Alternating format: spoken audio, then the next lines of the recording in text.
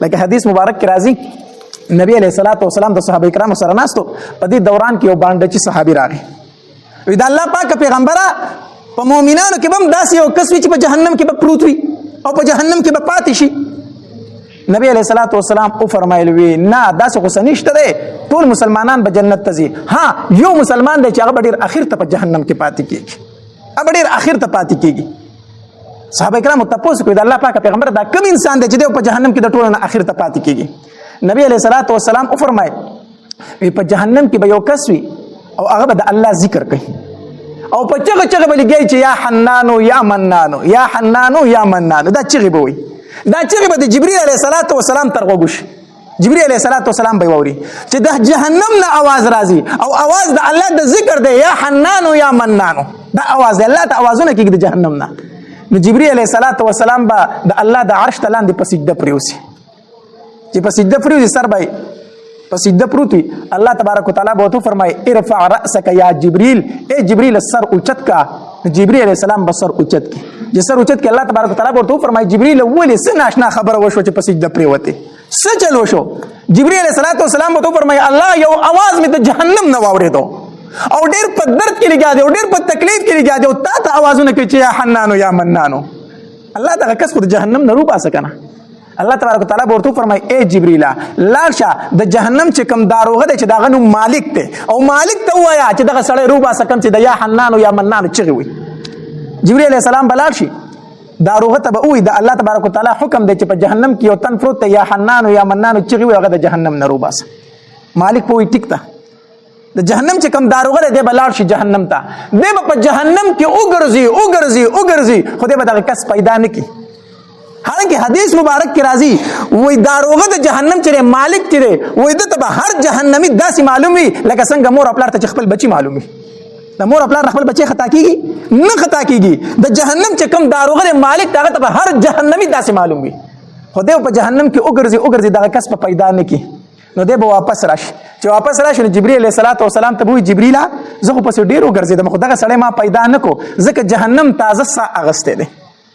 جهنم تازه سا اغسته دی او دومره ګرم شوی دی چې په جهنم کې د وسپنې او د ګټې او د انسان پته نه لګي چې کوم وسپنه دا او کوم ګټه دا او کوم انسان دی دومره جهنم په غوسه کې دی دومره ګرم دی ما ته پته نه لګي چې هغه په کوم ځای کې پروت دی جبرئیل علیہ السلام به واپس راشي بیا به د الله تبارک وتعالى د عرش سره خواته په سجده شي الله تبارک وتعالى ورته بیا فرمایي جبرئیل سر اوچت کا جبرئیل علیہ السلام چې سر اوچت کې الله تبارک وتعالى ورته فرمایي چې ته خو مالې ګلې وی دی چې کوم سړی یا حنان یا منان چې غوي هغه د جهنم نه روبا سره ودیستو جبرئیل علیہ السلام ورته فرمایي الله ما مالک ته وویل د جهنم داروغه ته وویل خو هغه راته وی چې جهنم تازه سا اغسته دی او دومره ګرم شوی دی چې الته د ګټ او د وسپنې او د انسان پته نه لګي نو مالک پکې پیدا نکو الله تبارک وتعالى ورته فرمایي اے جبرئیل لاړشه او مالک ته وایا چې د جهنم په پلان کې طبقه کې په پلان کې ګټ کې دا سړی پروت دی او راوي باسه الله تبارک وتعالى ورته ځای وخی جبرئیل علیہ السلام چې راشي د جهنم چې کوم داروغه مالک هغه ته وی الله تبارک وتعالى فرمایي چې د جهنم په پلان کې طبقه کې او په پلان کې ګټ کې دا سړی پروت دی راوي باسه مالک بلار شي د جهنم چې کوم فرشته د پاغي مقرر دا بلار شي دغه سړی ته ځان اورسي نو حدیث مبارک کې راځي دا سړی ډېر په عجیبه حالت کې پروت وي دا خپې نه دي دا به د سر سره تړلي شوي او لاسونه به د سټ سره تړلي شوي په زنځیرانو کې او په د باندې به ماران او لړمانان رانښتي دی به خوري او دی به چغې سوي یا حنانو یا منانو یا حنانو یا منانو ډېر رحم کوونکي ذاته بیا به هم دا چغې وي نو د جهنم چې کومه فرشته د داروغه مالک هغه به دا زنځیران مات کی او به یې سپړي او د جهنم نه به یې روباسي چې روباسي که نه نو جبرئیل علیہ السلام ته به حواله کی چې حواله کی جبرئیل علیہ السلام به د ځان سره روان کی جبرئیل علیہ السلام بلار شي بیا به د الله د عرش سره خواته سجده ولګي الله تبارک وتعالى به بیا فرمایي جبرئیل سر اوچت کا جبرئیل علیہ السلام چې سر اوچت کی الله تبارک وتعالى ورته فرمایي جبرئیل ما چې په کم کس پس لګلې وي هغه راوس او الله ده می راوسته ده دا والله دی الله تبارک وتعالى به دې انسان ته وي اے بنده ما ته پیغمبران نو درلېګلي دی وي الله را لېګلي دی دا هغه پیغمبر سره ما کتاب نو درلېګلې الله را لېګلې دی تا ته ما نو ویل چې دا ګناونه به نه کوي الله بالکل منع کړی دی ما بیا هم تا ګناونه کړیو کنه الله ما بیا ما ګناونه کړیو الله پیغمبران دی را لېګلي کتابونه دی را لېګلي د ګناونو نه دی منع کړیو او الله دا غي موجود ما ګناونه کړی دی دی به اقرار وکي خو بیا هم دی چې الله یقینا زه ډیر مجرم یم ما ډیر ګناهونه کړي خو الله بیا هم ستا د رحمت نه نا امید نه وم ځکه مې چغې والې چې یا حنانو یا منانو الله بیا هم ستا د رحمت نه نا امید نه وم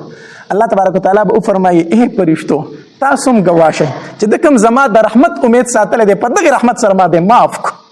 په دغې رحمت سره دی ما معاف کو زه دې جنت ته داخل کړئ جنت ته یې بوځئ الله تبارک دا اخره جهنمی دی ښه دا به د ټول نه اخر د مسلمانانو نه په جهنم کې پاتې شوي خو دی به هم هلته د الله ذکر کوي څه به وي یا حنانو یا منانو او د دغه ذکر په برکت سره به الله د جهنم نه وباسي او جنت ته به داخل کړي الله ورونو سارا پکې شته دی لا ښه الحمدلله سارا پکې شته دی الحمدلله اوس را سره مو کړه ځکه چې دا ساوځي که نه بیا هېڅ نشته دی بیا هېڅ نشته دی اوس را سره مو کړه سارا پکې ځي ښکته بره سا ځي د الله ذکر شروع کوي د الله یاد شروع کوي چا چې د چا سره مینه هغه ډېر یادوي زمونږ د الله سره مینه د الله به نه یادو او چې ته خبر شي چې پلانکې سره ما ډېر یادوي نو هغه دې خوښې که بدې دي شي خوښې نه شي نو الله تبارک وتعالی چې ته ډېر یادوي نو د الله به خوښ شي که خوښ پی نه شي د الله به بیا ډېر خوښ شي د الله ذکر ډېر کوئ او کومه خبره چې په ژبه باندې زیاته کېږي نو دا قرارې په زړه کې نیسي قرارې په څه کې نیسي نو په دې ژبه باندې ځان له د شپې راپاسه د تهجدو په ټایم کې او ځان له په توره شپه کې په یو ګوټ کې کښېنه او الله الله وایه الله الله او داسې وایه چې د اواز دې زړه ته کوزوه د اواز دې زړه ته کوزوه ګوره چې دا الله دا نوم ستا په زړه کې قرارې نیسي که نه نیسي الله دې زموږ په حال باندې رحم وکړي